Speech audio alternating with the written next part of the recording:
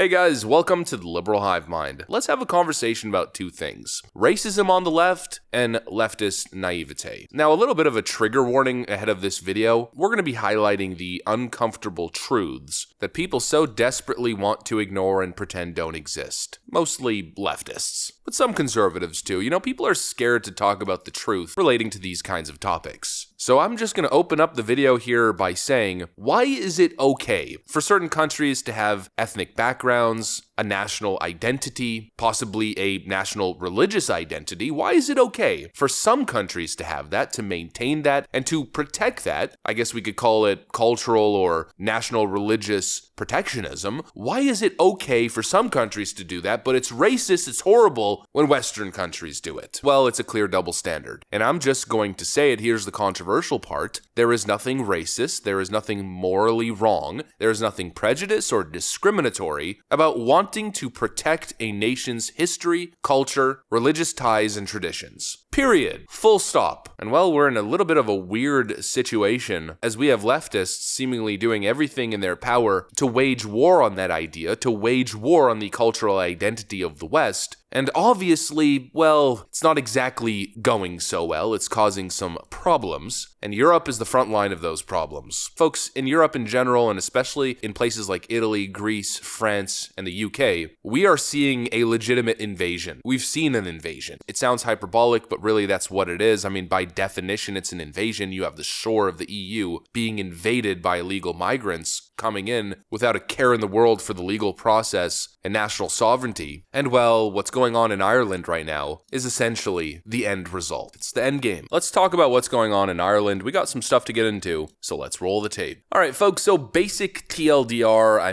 quick context here. Essentially what happened is you had an Algerian immigrant. It's unknown if that individual was a legal or illegal migrant. I'm assuming legal. But said immigrant committed one of the most heinous attacks, arguably in Irish history. And I'd say that's probably a lot considering, well, Ireland's been through some stuff, even in recent history. And what happened was 5 kids were victimized, let's just say. There was a brutal attack by an Algerian immigrant on 5 school children of extremely young age. And this follows a sharp increase in crime as the woke Irish government continues with their open border policies. Then we had the typical leftist media in the area reporting on the event as an unknown male or unidentified male. They did their typical let's protect the man's identity, so we hide the fact that all of the crime and heinous acts being committed in Europe are being committed by people that we're allowing into the country from other developing and third world nations. And it seemed as though this time it was the straw that broke the camel's back. From grooming gangs in London, terror cells and terrorist attacks, the migrant criminal underworld. You guys get it. It was one story too many, and well, things erupted.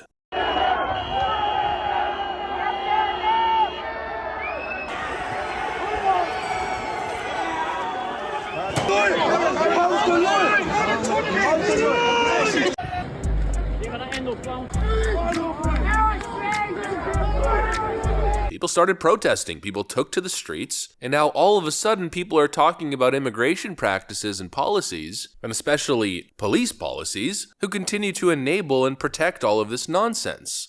People are dying, people are being victimized, young people are being victimized, and the journalists can't even lay out the basic facts as to who is committing these acts of violence. Police departments don't target these communities, don't target any of these gangs out of fear of being labeled racist or applying a heavy hand of policing on migrant neighborhoods. The same kind of, quote, over-policing that is claimed to be happening in inner city communities in the United States is the same sort of logic, and people are just getting fed up. Enough is enough. Look at the crime statistics in the UK, Canada, the United States. It's the same everywhere you go, even in the Netherlands, as the clip we played yesterday. And so it all comes back to that initial question and kind of what I was alluding to in the intro. Are we doing the right thing here? Or should we be having an honest conversation about facts without the fear of being labeled a far-right bigot or racist? We have to have a conversation about values, about traditions, about assimilation, because obviously what we're doing right now is an unsustainable practice. And I'd argue, to a certain extent, it's becoming becoming a deadly practice. You know, we're told by the globalist puppet masters that we have to open our borders, that actually we have sins to atone for, and therefore we must open our borders. We are told that we should witness the destruction of our culture, our traditions, our country, and that it's all justified. Nobody would ever argue that Japan, which I would say has a much darker history than the United States, nobody would ever argue that Japan ought to give up their national identity, ought to give up their traditions, give up their culture, and open their borders to the world's masses, or open their borders to the religious extreme and to groups of people who are going to come into their country disrespecting their values, disrespecting their people, disrespecting their laws, committing heinous acts or just general criminal acts. Nobody is asking the Japanese to do that. Nobody's telling the Japanese that they have to do that, and if they don't, well, it's because they're horrible, racist, and they should be condemned. You know, if nobody's telling Japan that they need uncontrolled, unfettered, and open border immigration, then why is it that we have to accept it? Why is it that we have to accept people into our countries that have no intention of becoming one of us? You know, I don't have an issue with immigrants. I don't have an issue with people who are seeking a different life, for people who worked hard and achieved an opportunity, and so we're going to let them come here, create jobs, or maybe work here, pay taxes. I have no issue with that. But I have an issue when we simply open the floodgates, allowing individuals from South America to come in, establishing gangs and criminal enterprises, human smuggling. I have an issue with that. I have an issue with our refugee practices when it comes to certain countries in Africa and the Middle East. There's obviously a problem when it comes to extremism, radical religious extremism. Anybody who denies that is a liar, or has their head so far up their own you-know-what, it's not even funny. But if you even mention it, well, you're being discriminatory, or you're labeling all Muslims as that. No one is saying that. What we're saying is maybe we shouldn't just be accepting like hundreds of thousands of, quote, refugees every single year from countries with serious radicalization issues. When we see people on the streets being interviewed saying, you know, there's going to be a day of jihad and Sharia law is going to take over, and our people, our religion, we're going to take over this country, we're going to take over your country. Yeah, maybe that's not an okay thing. That seems like the opposite of assimilation. That seems like the will to conquer, not the will to assimilate. You know, we're insane. We're freaking stupid. We're being gaslit into accepting something that would never be accepted abroad. For Pete's sakes. We see all hell break loose in the Middle East. Hundreds of thousands, if not millions of refugees created in a matter of months, depending on the conflict. I mean, Syria, Israel, blah, blah, blah, the list goes on. Yemen, anyways, I'm not just going to keep naming countries, you get the point. All of a sudden, overnight, hundreds of thousands of people are on the move, being displaced from their homes due to conflict in the Middle East. We have to take them in. Europe has to take them in. But all neighboring Muslim countries, Jordan, Egypt, the UAE, Qatar, Kuwait, the list goes on, don't take a freaking person. Are we the suckers? Are we the stupid people? That's certainly what it feels like, right? Maybe it has something to do with Jordan, Egypt, the UAE, and the rest of these neighboring nations knowing a little something. Knowing that if they open the borders to ostensibly their own people, I mean, the whole region is Islamic, maybe they understand that there's a radical element that would destroy the peace and serenity that they have in their nation. And so they don't do it. Instead, what they do is they enable the globalist scam that the world's refugees must go to 5 different nations, all Western nations, in decline. Come on, make it make sense. You can't, because it doesn't. It doesn't make any sense, and we're reaching the boiling point. Ireland is one of the wokest of woke places. It's a place where people say stuff like this in their parliament.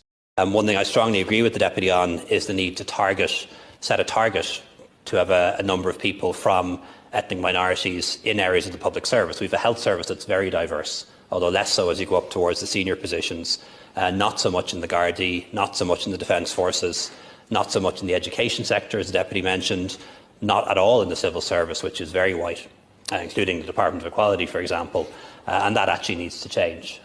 So we need to have, I think, a target for people who come from ethnic minority backgrounds, but also dedicated recruitment campaigns to encourage people, because we do need a generation of young people growing up in Ireland who are people of colour to see black and brown school principals, judges, Cian Corla perhaps in the future, who knows?